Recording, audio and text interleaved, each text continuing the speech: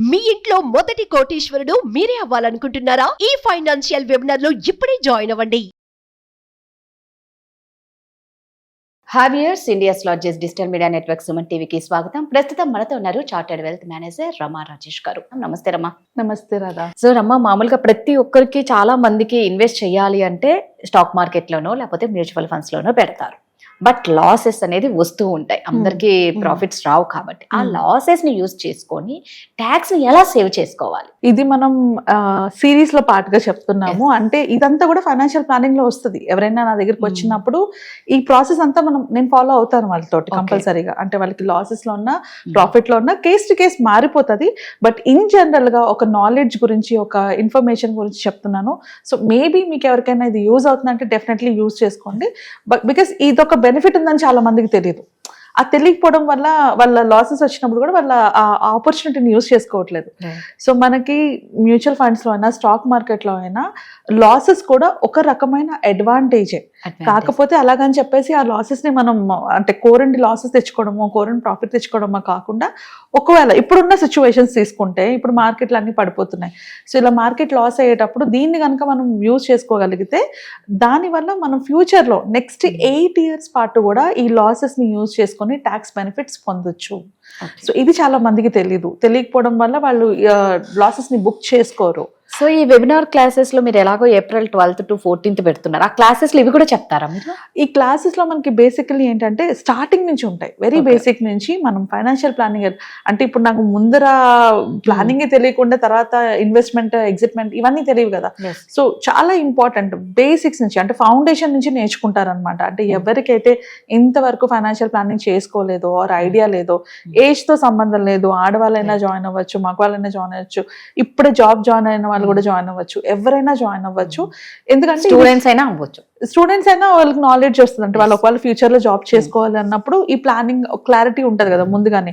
In fact ఎర్లీగా job join అయిన వాళ్ళైనా లేదా స్టూడెంట్స్ అయినా కూడా చాలా యూజ్ అవుతుంది ఈ వెబినార్. ఎందుకంటే వాళ్ళకి మనీ వచ్చిన తర్వాత ఏం చేయాలో తెలియకుండా ఏదో ఒకటి చేసేస్తూ ఉంటారు.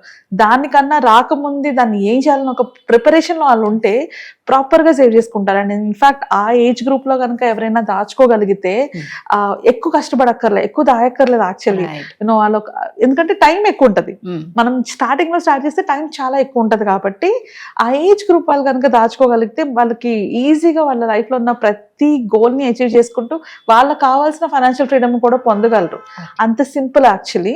కాకపోతే ఆ ఏజ్ గ్రూప్ వాళ్ళు ఎక్కువ ఇంట్రెస్ట్ చూపించరు. బట్ నేను స్పెసిఫిక్ గా రిక్వెస్ట్ చేస్తున్నాను పేరెంట్స్ కి, మీ పిల్లలు ఎవరైనా జాబ్ జాయిన్ అవ్వడానికి వెళ్తున్నా, జాబ్ వచ్చిన వాళ్ళున్నా, లేదా ఇంకా మ్యారేజ్ కాలేదన్నా, ఇలాంటి వాళ్ళనైనా ఈ వెబినార్ లో జాయిన్ చేయండి. ఎందుకంటే ఇది చాలా ఇంపార్టెంట్. ఈ ఫౌండేషన్స్ కనుక క్లియర్ గా నేర్చుకోగలిగితే వాళ్ళు ఫ్యూచర్ లో చేయబోయే ప్రతి మిస్టేక్ ని కూడా వాళ్ళు ముందుగానే తెలుసుకొని ప్లాన్ చేసుకోగలుగుతారు. సో ఎప్పుడైతే వాళ్ళు మనీని ప్రాపర్ గా ప్లాన్ చేసుకుంటారో వాళ్ళు లైఫ్ లోని సక్సెస్ చూడగలుగుతారు. ఎందుకంటే మనకి మోస్ట్లీ వచ్చే ప్రాబ్లమ్స్ మనీ చుట్టూనే వస్తాయి మిడిల్ క్లాస్ కి. ఈ మనీ ప్రాబ్లమ్ మనం సార్ట్ అవుట్ చేసుకుంటే స్ట్రెస్ ఉండదు, 90% స్ట్రెస్ ఉండదు. అక్కడి నుంచి మన కెరీర్ వైపు కానీ, రిలేషన్షిప్ వైపు కానీ ఎక్కడైనా మనం ఫోకస్ పెట్టుకోవచ్చు. సో ఈ వెబినార్ లో కూడా మనం అంత ఫౌండేషన్ అంటే స్టార్టింగ్ నుంచి ఎవరైనా నాలెడ్జ్ లేని వాళ్ళు ఎవరైనా జాయిన్ అవ్వచ్చు. వాళ్ళకి బేసిక్ ప్లానింగ్ అంటే వాళ్ళ లైఫ్ ఇప్పటి నుంచి స్టార్ట్ అయితే ఇక్కడి నుంచి నేను నా ఫ్యూచర్ లో నేను ఎలా ప్లాన్ చేసుకోవాలి అన్న పాయింట్ లో ఉంటది.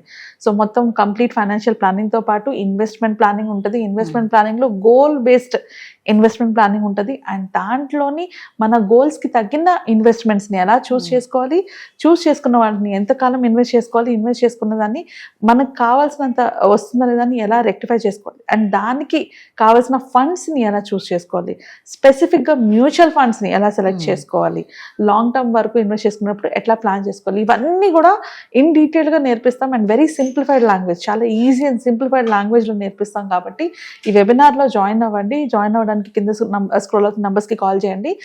కాల్ చేసి రిజిస్టర్ అవ్వండి. రిజిస్టర్ అయ్యి నేర్చుకోండి. డెఫినెట్లీ ఇది మీకు కాకపోయినా మీ ఫ్యామిలీ మెంబర్లో అయినా ప్రతి ఒక్కరికి యూజ్ అవుతుంది.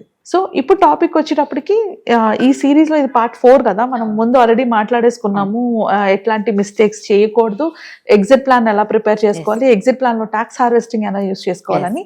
అండ్ లాస్ట్ వచ్చేటప్పటికి ట్యాక్స్ లో అంటే మనకు వచ్చిన లాసెస్ ని కూడా ట్యాక్స్ సేవ్ చేసుకోవడానికి ఎలా వాడాలి అని. సో మనకి స్టాక్ మార్కెట్ లో కానీ మ్యూచువల్ ఫండ్ లో కానీ 2 types ఆఫ్ లాసెస్ ఉంటాయి. ఒకటి షార్ట్ టర్మ్ లాసెస్ అంటారు, ఇంకొకటి లాంగ్ టర్మ్ లాసెస్ అంటారు. అంటే short term capital loss, long term capital loss అంటారు అనమాట. మనకి షార్ట్ టర్మ్ క్యాపిటల్ లాస్ ఏదైతే ఉందో అంటే అది 1 year లోపు, నేను ఇప్పుడు ఇన్వెస్ట్ చేశాను 1 year లోపు నాకు ఏమైనా లాసెస్ వచ్చాయి అవి నేను బుక్ చేసుకుంటే దాన్ని షార్ట్ టర్మ్ క్యాపిటల్ లాస్ అంటారు అనమాట. దీన్ని మనం లాంగ్ టర్మ్ కూడా చూపించుకోవచ్చు. కానీ లాంగ్ టర్మ్ లో ఏదైతే లాసెస్ వస్తాయో అవి ఓన్లీ లాంగ్ టర్మ్ ఇన్వెస్ట్మెంట్ కి చూపించుకోవచ్చు. అంటే మోర్ దెన్ 1 year కన్నా నేను ఏదైనా ఇన్వెస్ట్మెంట్ పెట్టాను అది లాస్ లో ఉంది, నేను దాన్ని ఓన్లీ లాంగ్ టర్మ్ ఇన్వెస్ట్మెంట్ లోని capital long term capital gain లోని చూపించుకోవచ్చు. ఓకే, సో 2 types ఉంటాయి కదా. ఇప్పుడు మనం దీన్ని ఎలా చూపించుకోవచ్చు అని నేర్చుకుందాం. సో ఫస్ట్కి వచ్చేటప్పటికి long term capital gain, capital loss.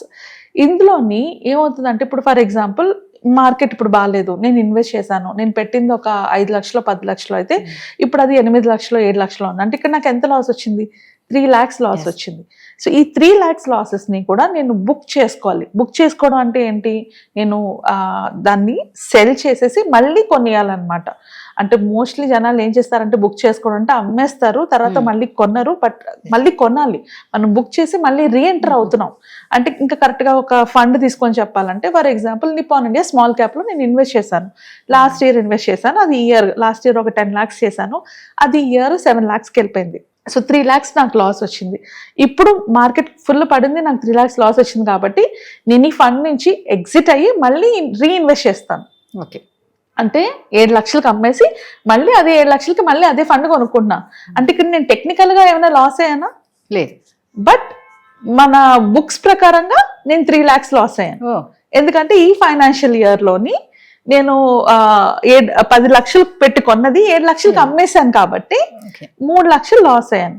ఈ 3 లక్షల లాస్ ఏదైతే ఉందో ఇది నేను నా ప్రాఫిట్ ఏదైతే ఉందో దాంతో మ్యాచ్ చేసుకున్నప్పుడు, అంటే నేను ట్యాక్స్ ఫైలింగ్ చేసేటప్పుడు ఈ లాసెస్ ని చూపించుకొని అప్ టు 3 lakhs వరకు, అంటే మనకి అప్ టు 1 lakh వరకే బెనిఫిట్ వస్తుంది. సో ఆ బెనిఫిట్ ని మనం తీసుకోవచ్చు అనమాట. సో ఇప్పుడు మనకి ఇయర్ లో వచ్చిన ప్రాఫిట్స్ ఏవైతే ఉంటాయో, లైక్ ఫర్ ఎగ్జాంపుల్ నాకు లాస్ ఎంత బుక్ చేసుకున్నాను, నేను 3 లక్షలు బుక్ చేసుకున్నాను. ఇప్పుడు నాకు ప్రాఫిట్ ఒక 2 లక్షలు ఉంది అనుకుందాం. సో ఇందులో 2 lakhs వరకు నాకు ట్యాక్స్ బెనిఫిట్, అంటే ఇక్కడ నేను లాస్ అయ్యానని చెప్పాను కాబట్టి 2 lakhs వరకు నేను ట్యాక్స్ కట్టక్కర్లేదు. సో నాకు వచ్చిన ఎక్స్ట్రా 2 lakhs ఏదైతే ప్రాఫిట్ ఉందో దానికి నేను ఈ సంవత్సరం ట్యాక్స్ కట్టట్లేదు. ఇప్పుడు నేను ఎంత లాస్ బుక్ చేసుకున్నాను, 3 లక్షలు, అందులో నేను ఎంత చూపించుకున్నాను, 2 lakhs చూపించుకున్నాను ఈ సంవత్సరం. సో ఇంకో 1 lakh ఉంది కదా లాస్ నేను బుక్ చేసుకుంది, ఇది నేను నెక్స్ట్ ఇయర్ ప్రాఫిట్ లో కూడా చూపించుకోవచ్చు.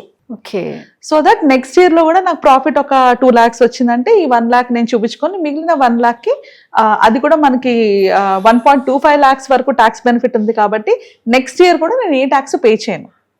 సో అలాగా ఒక ఇయర్ లో అంటే మార్కెట్ డౌన్ ఉన్నప్పుడు కనుక నేను ప్రాఫిట్ ని కనుక లాస్ ని కనుక నేను బుక్ చేసుకుంటే అప్ టు 8 years వరకు నాకు వచ్చే ప్రాఫిట్ లోంచి ఈ లాస్ ఏదైతే నేను ఉన్నానో దాన్ని నేను మైనస్ చేసుకొని అలా నేను ట్యాక్స్ ని సేవ్ చేసుకోవచ్చు అనమాట. సో మనం ఫైనాన్షియల్ ప్లానింగ్ లో ఇది చాలా important concept, profit booking and loss booking కూడా. దీని వల్ల మనం కట్టే ఎక్స్ట్రా ట్యాక్సెస్ ని మనం సేవ్ చేసుకొని మన గోల్స్ ఏవైతే ఉంటాయో వాటికి మనం రీచ్ అవ్వడానికి అవుతుంది. బట్ ఇది ఎవరి మటుకు వాళ్ళు చేసుకునేంత ఈజీ కాన్సెప్ట్ కాదు. ఒక ఫైనాన్షియల్ అడ్వైజర్ దగ్గరికి వెళ్తే వాళ్ళు ప్రాపర్ గా ప్లాన్ చేసి మీకు క్లియర్ గా అది ఎక్స్ప్లెయిన్ చేయగలుగుతారు అండ్ మీ ఆ లాసెస్ ని కానీ ఆ ప్రాఫిట్స్ ని కానీ మీకు అనలైజ్ చేయగలుగుతారు. బట్ ఇది ఒక కాన్సెప్ట్ ఉంది, ఎవరికైనా ఇంట్రెస్ట్ ఉండి తెలుసుకోవాలనుకున్న వాళ్ళు డీటెయిల్ గా తెలుసుకోవచ్చు. సో దీన్ని యూజ్ చేసుకొని వాళ్ళకి వచ్చిన ప్రాఫిట్స్ ని వాళ్ళు సేవ్ చేసుకొని వాళ్ళ ఫ్యూచర్ గోల్స్ కి యూజ్ చేసుకోవచ్చు. ఈ విధంగా ఎవరైతే మనం చెప్పిన 4 parts లో చెప్పినట్టుగా ఫైనాన్షియల్ ప్లానింగ్ చేసుకుంటారో వాళ్ళకి వచ్చిన రిటర్న్స్ తో పాటు వాళ్ళ లాసెస్ ని కూడా యూజ్ చేసుకుంటూ ప్రాఫిట్స్ ని బుక్ చేసుకుంటూ మాక్సిమం అమౌంట్ ని వాళ్ళు యూటిలైజ్ చేసుకోగలరు అనమాట. సో అలా ఎవరైనా ప్లాన్ చేసుకుంటే వాళ్ళ ఫైనాన్షియల్ ప్లానింగ్ లో మంచిగా రిజల్ట్స్ ఉంటాయి. చూసారు కదండి, సో ట్యాక్స్ సేవ్ చేసుకోవడం అనేది చాలా ఇంపార్టెంట్. కంపల్సరీ అడ్వైజర్ అవసరం. ఏ మాత్రం డౌట్ ఉన్నా ఇంట్రెస్ట్ ఉన్నా కింద స్క్రోల్ అవుతున్న నెంబర్కి కాంటాక్ట్ అవ్వండి. థ్యాంక్ యూ రమ్మ. Thank you.